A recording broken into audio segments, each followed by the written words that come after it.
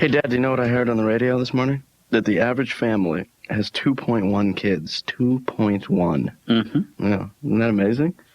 How come I don't have 1.1 brothers and sisters, huh? How come I'm the only child here? You know, why don't you go out and meet some people? Dad, you're not even listening to me. Dad! Dad! Hey, Ben, please, come on, I'm trying to read. Well, can't you put the book down for 1 minute? I'm trying to engage in some stimulating, intelligent breakfast conversation. Well, do that by yourself. Dad. Yes. Put the book down. You can't put it down. That's the problem. I was talking about something fairly significant, about us, building a better family unit. I'm sorry. Will you forgive me this morning because I need to finish this before I get to work? Well, here's an idea. I close the book, okay? Yeah. Now you're done with it. Here's another idea. Do you want me to take it away from you? I smack you over the head with the book. How do you like that idea? Well, how about this? I put a noose around your neck and pile up a stack of books, tie the noose around the pipe on the ceiling, and then push the books over, and then you die. How about this? We just go to the library and call it even. All right. Have your card? Yeah. Good.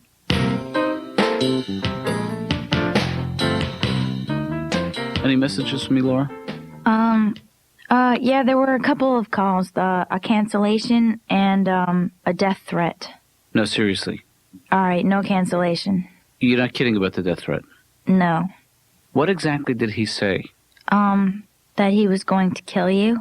But instead of using your words, use his words, okay? I'll be you. Hello? Dr. Katz's office. I don't know, I don't remember. What did you say to the guy? I said, okay, thank you, goodbye. You said thank you to a guy who just threatened my life? Well, I didn't want to make him angry. Yeah, I don't know, man. I'm just trying to, I try to enjoy everything in life, but some things are frustrating. Moving is really frustrating. I called UPS when I was moving, asked them to help with some boxes, and they're a good service, but you have to have information ready about your boxes before you even call them. Right. I had no idea. I called them up. Yeah, I've got 10 boxes if you come pick them up. We need to know the weight and the girth. Okay, goodbye. So you just gave up? I call back. We need the weight and the girth. Okay, I don't know what the weight is, and I don't know what girth means. Right. And then I just had to hang up in the middle of his girth formula. I didn't know what he was talking about. He kept assuring me that it was easy. The girth is actually very simple to figure out. You take the length and you double that by the smaller of the height, and then you take the width and you... Okay, I gotta go. So this is true. I figured I would call back, and just make up some numbers and let him come out and pick them up. If it's wrong, I'll pay the difference. Just get the truck moving this way, please. So I call back. Yeah, I've got 10 boxes, and they all weigh exactly 22 pounds, and they'll have a girth of 3. And what did he say? 3 what? 3 girth units. Come pick them up, please. I'm begging you. They're boxes. They're brown. I got tape all on them. Probably fit on a dolly. Mm-hmm. Then I had to get a refrigerator, You got the salesman standing there. Hey, how you doing, Right. What's this guy supposed to say about refrigerators, Okay, you got this refrigerator right here. This keeps all your food cold for $600. And you got this one right here. This keeps all your food cold for $800. Come on, check this out. $1,400. Keeps all your food cold. So he wants me to get this one, and he's showing me everything he can think of in that refrigerator. Look, you have a little meats drawer. Mm-hmm. This is a little drawer for your meats. You'd put your favorites in there. Mm-hmm. And this is your crisper, and that's for crispy things. Sure. And this is your butter flap. What that is, like you come home and go, hey, where's the butter? And open up the flap door and be all located nice and convenient like. And they're all written in cursive, and that's a real nice feature. Yeah, that is nice. Ben. Yes, Dad. That's my name. Don't wear it out. Hold the jokes for 1 second. That wasn't a joke. Are you sitting down now? Of course. Yeah, it's the only way the blood flows. Why? What's you wrong? may want to stand up for this. Are you serious? Well, I have some pretty startling news for you, is that somebody called the office and threatened my life today. Somebody did what? Somebody put a price tag on my head because I got a call this morning. First of all, Dad, you put a price on someone's head, not a price tag. Okay, so what happened? I get to work. Laura says you have a couple of cancellations and a death threat. So it's the death threat that has you? It's the death threat that has me rattled, Ben. The cancellations I can live with. Yeah, sorry. I don't think this is funny. You know, I disagree. Yeah. Honestly, Dad, if I were to come up to you and said, "Hey, I got a death threat today," what would you do? Yeah, that's funny. It is funny, I guess, because it's me. But I'm not you, and this is a serious threat. Hey, do you mind if I change the subject? Not at all. All right, good. I got to babysit tomorrow. Yeah. Do you know Mrs. Shields? I knew her very well. She called here and asked if I wanted to babysit tomorrow. So I got to babysit Jeffrey for 1 hour tomorrow while she goes out and smokes 20 cigarettes. Has Mrs. Shields ever met you? You don't know Mrs. Shields? I know Mrs. Shields. I'm just surprised she asked you to sit for Jeffrey. Why would you say that? Well, because I know he's a very difficult child. Really? Yeah, I'm sure it's nothing that you can't handle. What does that mean? It means all of a sudden my death threat doesn't seem so bad. Can I recommend a couple of games that he might enjoy? How old is he now? I think Mr. Shields said he's about 4. I'm thinking of an animal. Kids that age love that game. You know, where you What is it? you know, you say, guess what animal I'm thinking of? I know how to play it. I want to play it. So you start. I can't think of an animal in my condition. Why? But if I was, Yeah. he might have a really long neck. All right, here's what we should do. Yeah. Why don't I'll give you a couple of pointers on how to avert a death threat. And you give me a couple pointers on babysitting because, you've done it for me. Okay. All right. You go first. Don't stick out in a crowd. Okay. All right. And try not to look conspicuous. All right. Now help me out. Same goes for you in double. Same advice for babysitting? Yes. That's so great.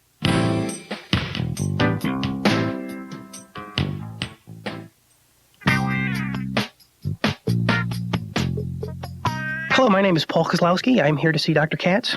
Could you take a seat, please? Are you okay? Mm-hmm. Good. You look good. Are you doing something different? You're... All right, I'll just sit down. I do impressions. Would you like to hear one? I would love to. All right, my impression of a cat giving another cat directions. Meow, meow, meow, meow, meow, meow, meow, meow, meow. Meow, meow, meow, meow, meow, meow, meow, meow. Meow, meow, meow, meow, meow, meow. Meow, meow, meow. Meow, meow, meow, meow, meow, meow, meow. Meow, meow. That's very funny. This is my impression of a cow trying to get another cow's attention. Moo! Uh-huh. Moo! Okay, I get it.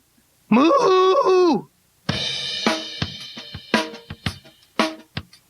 I've been working on, trying to be more entertaining because a lot of people feel I'm dull. Mm-hmm. And I've been working on ventriloquism routine. And actually, I'd like to bring out my little friend right now. Tonguey, are you there? Yes, I am, Paul. Tonguey, how are you? I'm fine. Tonguey, I understand you've been taking some self-defense courses. That's right, Paul. Are you tough? I can lick you. Tonguey, that's a terrible joke. Mm. I also would like to bring out my friend Hetty. Hetty, are you there? Yes, I am, Paul. Dr. Katz's office. Hey, Laura. Hi, Ben. How you doing? Fine. It's been a good morning. Ben? Mm-hmm. What can I do for you? Tomorrow I'm babysitting a neighbor's kid, right? Oh, no. Yeah. They're gonna let you? Yeah. Jeffrey Shields. I call him Jeffy. Mm. I haven't met him yet. But I pre-screened him on the phone. Well, good luck with that. Yeah. In any event, I'm going to slip in there and do, she asked me babysitting, and immediately I said, we started talking money. Mm-hmm. Because that's what it's all about, baby. Mm-hmm. So, she said she thought this would be a volunteer situation. And that's when I laughed right in her face. I'm not going to do that for free. So what are you charging? Well, immediately I said $10 an hour. And then she hung up. I called back and said I would do it for free. The neighbor kids are always making fun of me. Why is it? They were always calling me names, saying stuff like, Paul, you're inbred, you are inbred. We hate you, you are inbred. Then we moved to this other neighborhood, and the children were even more cruel. Mm-hmm. They would just tease me, there's something wrong with you. We can't put our finger on it, but there's something wrong with you. Mm-hmm.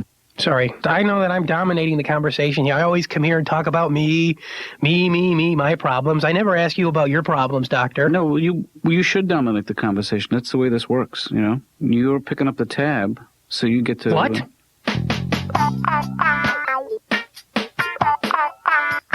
So what's up, Ben? I can't stay on the phone too long because I'm right next to the window. Well, I kind of feel like everything I say now might be overshadowed by the death threat, but I'm going to say it anyway. No, I think you should live your life as everything is normal, because that's the one thing I will not let this guy do, is turn my world upside down. You know, that is a really positive attitude, Dad. Thank you. Look out behind you! Did you taking the quote-unquote necessary precautions, trying I'm to... wearing a vest right now. Tweed? Yes. That ain't gonna help. Was it just a typical death threat, like I'm gonna kill you, or did he mention, like, he was gonna kill you and your family? No, he just mentioned me. Whew. Yeah. No, don't. I mean, I shouldn't make fun. I mean, that's probably... You know what the number one killer in this country is? Death threat? No, Jeffrey. We're even. Dad, it sounds like you don't have a lot of confidence in me being a. That's not true, but I would like to remind you about a whole series of pets you had as a kid. Right. I do remember that, yeah. You remember what killed them? What? Neglect. Because you said to me that they can live on love, but that was your way of saying that you didn't have time to feed them. What the hell are you talking about? I'm just saying that every pet you ever had died from neglect. Dad, we're talking about a 4-year-old boy here, not some dumb guinea pig that has to eat every single day.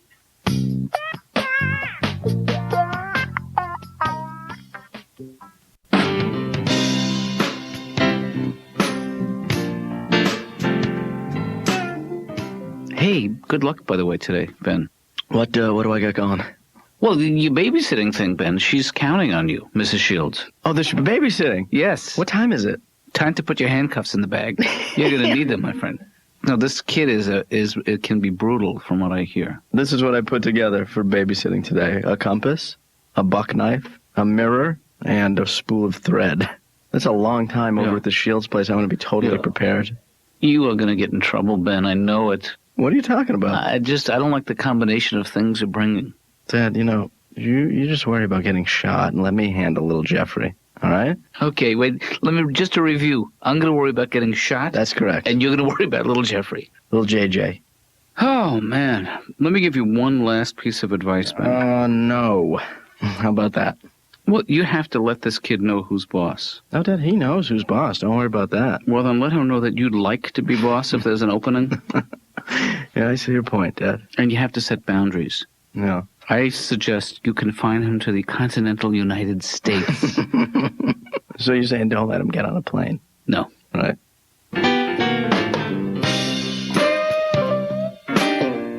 And I had to get my phone turned on, And I'm at my friend's house. I call the phone company. Can you turn on my telephone? Okay, it's going to be a problem. I figured. How? Why? It's just going to be a big nightmare. That's our policy. Okay. It's going to be a nightmare. I mean, I don't know. It's different than I thought. I didn't know how it worked. Yeah. So I asked him, hey, how does it work? Do I have to wait in my apartment for a couple days for the phone people to come out? No, we do it differently now. We can just flip the switch from right here. That's right. Oh, great. Can you go ahead and flip it? We're going to flip it next Thursday. Can you flip it right now? We're going to flip it Thursday, late, or Friday, or the following Monday. Can you see it from where you're at? Can I come down and flip it?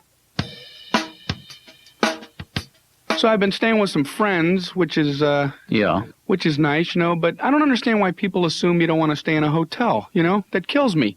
Oh, you don't want to stay in a nice hotel. You want to stay with us and be uncomfortable for 3 days. I don't mind. I don't mind staying in a hotel. We won't have it. We won't have it. Mm-hmm. Why won't you have it? No, you're going to stay with us and sleep on our fold-out couch. And people don't sleep on their own fold-out couch. They have no idea what a torture rack the thing is.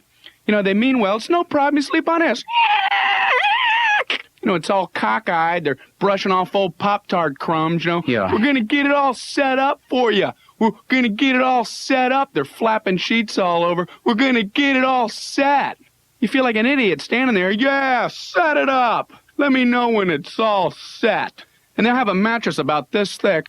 Mm-hmm. And that death bar going right down the middle. It's like you're sleeping on the top of a doghouse. Oh, yeah, this is nice. Feeling good about life. Dr. Katz's office. Hey, Laura, how you doing? It's Ben. I gotta kind of keep it down because I'm with the kid. Jeffrey! I'm kidding. Jeffrey, don't cry.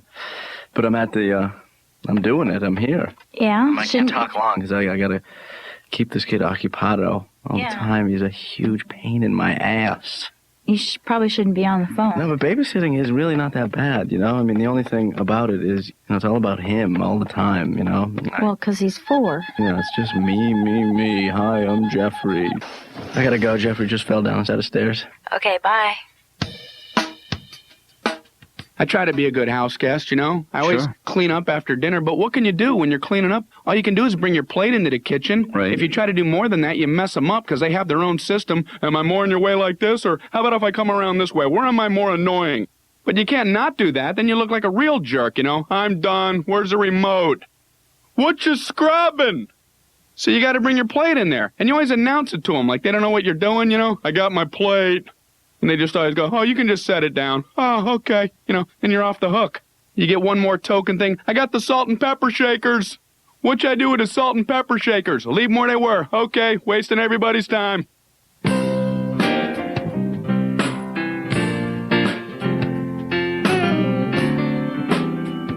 So I'm sorry I didn't come in last night, but Yeah, where were you? I don't know if you heard what happened.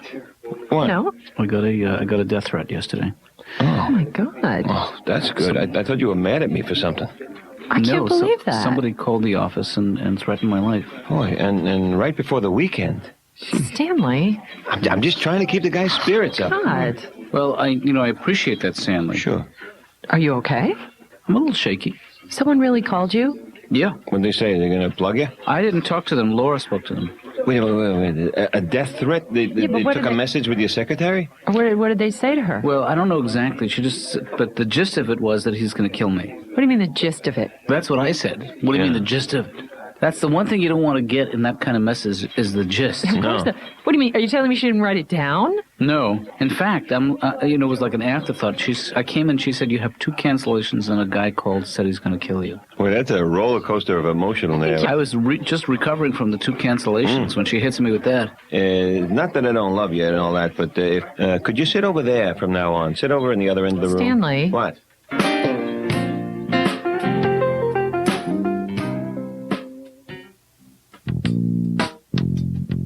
Dr. Katz? Yes. That guy who wanted to kill you Mhm. is on line 1?